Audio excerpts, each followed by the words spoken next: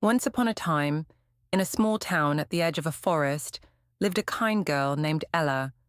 She wasn't rich or famous, but she had the biggest heart and the brightest smile.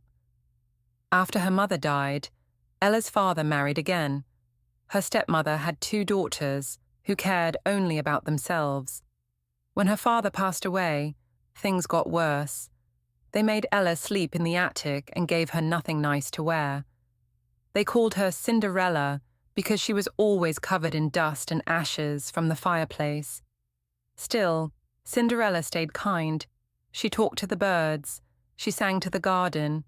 She believed, deep in her heart, that better days would come. One day, news spread through the town.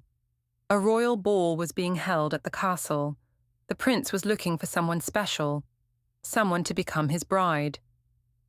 Cinderella's eyes sparkled. Maybe I could go, she whispered. But her stepmother laughed. You? At the castle? In those rags? Still, Cinderella helped her stepsisters get ready. She ironed their gowns. She polished their shoes. She braided their hair. As the carriage pulled away without her, Cinderella stood at the door, holding back tears. I just wanted one night to feel seen, to feel special. Suddenly, a warm light filled the room. Standing in the glow was a woman with silver hair and a golden wand.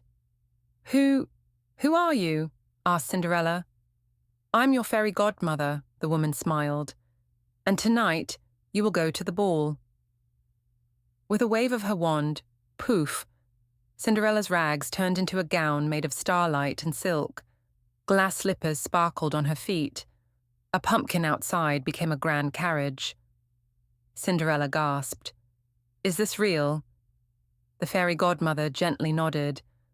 But remember, when the clock strikes midnight, everything will return to how it was.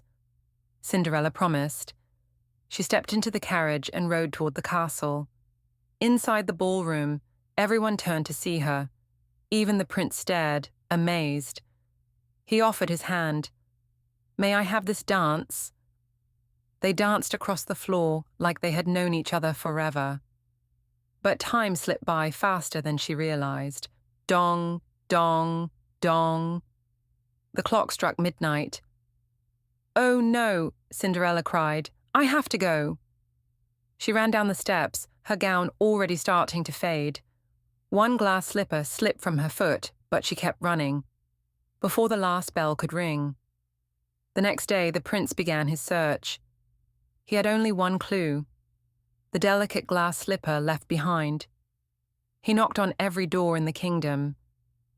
When he reached Cinderella's house, the stepsisters pushed forward. They squeezed and twisted, but the slipper didn't fit. Then Cinderella stepped forward. May I try? She asked softly. The slipper fit perfectly. She pulled out the second slipper from her pocket. The prince smiled. I found you, he whispered. Will you come with me to the castle? Tears welled in Cinderella's eyes, happy ones this time. Yes, she said. And so, Cinderella left her old life behind. She married the prince in a beautiful ceremony. And together, they ruled the kingdom with kindness and joy. And yes, they lived happily ever after.